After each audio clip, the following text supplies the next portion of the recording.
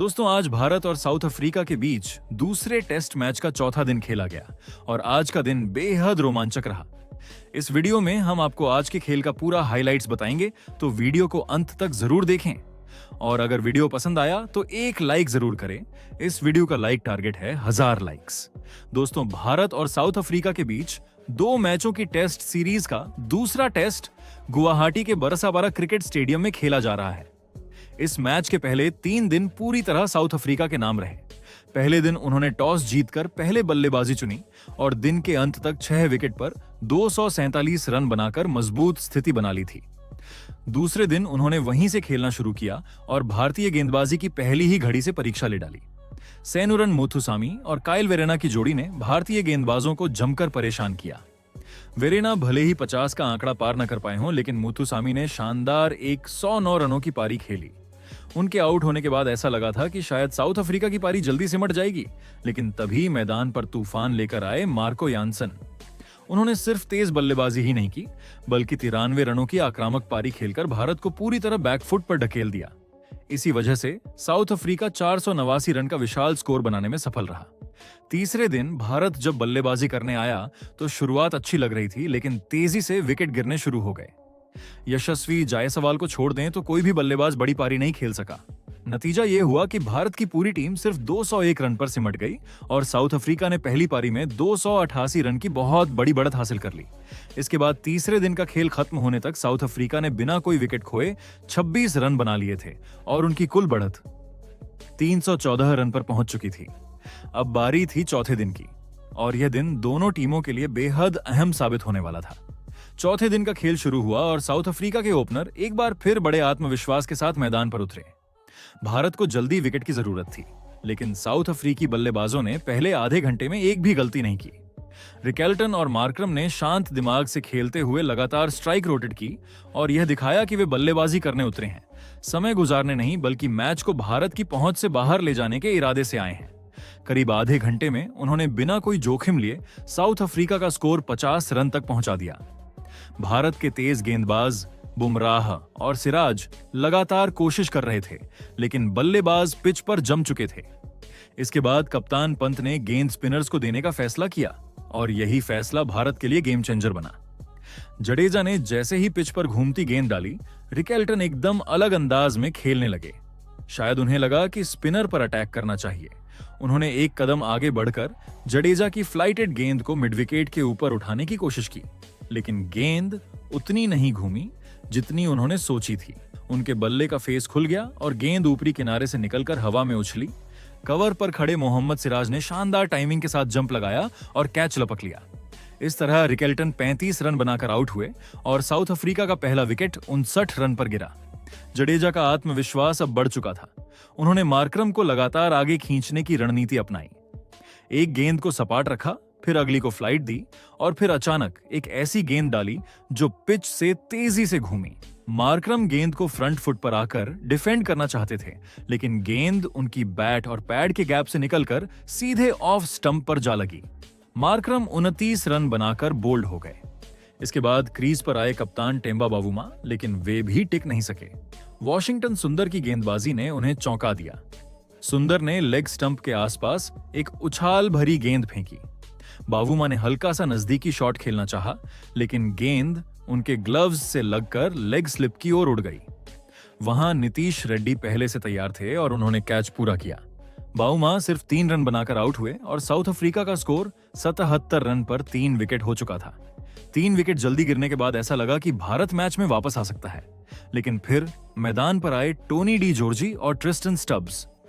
दोनों ने शुरुआत में थोड़ी सावधानी बरती, लेकिन धीरे धीरे उन्होंने अपना आक्रामक खेल दिखाना शुरू कर दिया। डी जॉर्जी ने सुंदर पर एक शानदार छक्का जड़ा और दिखाया कि वे दबाव में नहीं आएंगे। दूसरी तरफ स्टब्स ने भी घूमती गेंदों को बैकफुट पर खेलना शुरू किया और भारतीय गेंदबाजों पर दबाव डाला। दोनों ने मिलकर टीम का स्कोर 100 के पार पहुंचाया। सत्र के आखिरी कुछ ओवरों में भारत ने कड़ी कोशिश की, लेकिन कोई और विकेट नहीं मिला। टी ब्रेक तक साउथ अफ्रीका का स्कोर था 3 विकेट पर 107 रन। उनकी कुल बढ़त 395 रन हो गया था। अब मैच पूरी तरह साउथ अफ्रीका के नियंत्रण में था। भारतीय टीम चौथे दिन के पहले सत्र में अच्छी वापसी कर सकती थी, लेकिन डी जॉर्जी और स्टब्स ने भारत को फिर दबाव में ला दिया। पहला सत्र साउथ अफ्रीका के नाम रहा था, लेकिन असली कहर तो दूसरे सत्र में देखने को मिला जब ट्रिस्टन स्टब्स और टोनी डी जॉर्जी ने भारतीय गेंदबाजों की बुरी तरह परीक्षा ली। लंच के बाद जैसे ही खेल शुरू हुआ, लगा मानो स्टब्स और जॉर्जी यह तय करके आए हों कि अब सिर्फ टिकना नहीं बल्कि आक्रामक खेल दिखाना है। पिच थोड़ी धीमी थी, लेकिन स्पिनरों को खास मदद नहीं मिल रही थी, जिसका फायदा साउथ अफ्रीका के बल्लेबाजों ने जमकर उठाया। सेशन के सिर्फ चौथे ओवर में डी जॉर्जी ने वॉशिंगटन सुंदर को शानदार रिवर्स स्वीप मारकर चौका जड़ दिया। यह शॉट देखकर साफ लग रहा था कि वे स्पिनर्स पर दबाव बनाना चाहते हैं। जडेजा और सुंदर लगातार एक जैसी लाइन व लेंथ डालने की कोशिश कर रहे थे, लेकिन दोनों बल्लेबाज स्वीप और रिवर्स स्वीप की बौछार से रन बटोरते जा रहे थे। गेंदबाजों को समझ नहीं आ रहा था कि लाइन बदलें या लेंथ। कप्तान ऋषभ पंत ने महसूस किया कि अब बदलाव जरूरी है, इसलिए उन्होंने कुलदीप यादव को अटैक पर लगाया। उम्मीद थी कि कुलदीप की टर्न और फ्लाइट शायद बल्लेबाजों को परेशान करे, लेकिन ऐसा हुआ नहीं। जैसे ही कुलदीप आए, ट्रिस्टन स्टब्स ने उन पर रिवर्स स्वीप लगाकर चौका ठोक दिया। पंत और कुलदीप दोनों चौंक गए कि बल्लेबाजों से इतने कॉन्फिडेंस के साथ हर स्पिनर पर एक ही प्लान से रन बना रहे हैं। एक ओवर में कुलदीप ने स्टब्स के खिलाफ एलबीडब्ल्यू की जोरदार अपील की। गेंद सीधी पिच हुई, स्टब्स ने स्वीप मिस किया और गेंद पैड पर लगी। कुलदीप को पूरा यकीन था कि बल्लेबाज आउट है। अंपायर ने नॉट आउट दे दिया तो कुलदीप ने पंत को डीआरएस लेने के लिए मना लिया, लेकिन रीप्ले में दिखा गेंद लेग स्टंप मिस कर रही थी। डीआरएस बेकार हो गया और भारतीय टीम का एक रिव्यू भी चला गया। मैदान पर मौजूद भारतीय खिलाड़ियों के चेहरे देखकर लग रहा था कि अब चीजें हाथ से फिसलती जा रही हैं। स्टब्स और जॉर्जी ने लगातार स्वीप रिवर्स स्वीप की स्ट्रैटेजी से आसानी से रन बटोरे। सुंदर पर चौका, जडेजा पर चौका और कुलदीप पर भी चौके। कुछ ओवर ऐसे थे जहां हर दूसरी गेंद बाउंड्री के लिए जा रही थी। इसी दौरान साउथ अफ्रीका का स्कोर 150 के पार पहुंच गया और उनकी बढ़त 440 रन से भी आगे निकल गई। भारतीय गेंदबाज थके हुए लगने लगे थे। पिच पर उछाल और टर्न कम थी और बल्लेबाजों के आत्मविश्वास ने दबाव और बढ़ा दिया था। लगातार रन आने से भारत पर दबाव बढ़ता जा रहा था, लेकिन रविंद्र जडेजा ने आखिरकार वो विकेट निकाल ही लिया जिसका इंतजार लंबे समय से था। जडेजा ने एक फ्लैट और गुड लेंथ गेंद ऑफ स्टंप पर डाली। डी जॉर्जी स्वीप खेलने के लिए नीचे बैठे, लेकिन गेंद उनकी बैट से नहीं लगी और सीधे पैड पर जा लगी। अंपायर रिचर्ड कैटलब्रो ने तुरंत उंगली उठा दी और उन्हें आउट दे दिया। डी जॉर्जी ने डीआरएस ले लिया, लेकिन स्क्रीन पर 3 लाल दिखाई दिए। गेंद सीधे ऑफ स्टंप पर लग रही थी। वे 49 रन बनाकर आउट हुए और अपनी 50 से सिर्फ 1 रन दूर चूक गए। भारत को थोड़ी राहत मिली, लेकिन सिर्फ थोड़ी, क्योंकि अगला बल्लेबाज और भी खतरनाक इरादों के साथ आया। मुल्डर क्रीज पर आए और आते ही उन्होंने भारतीय गेंदबाजों के खिलाफ हमला शुरू कर दिया। कुलदीप यादव की एक फ्लाइटेड गेंद को उन्होंने कदमों का इस्तेमाल करते हुए शानदार चौके में बदल दिया।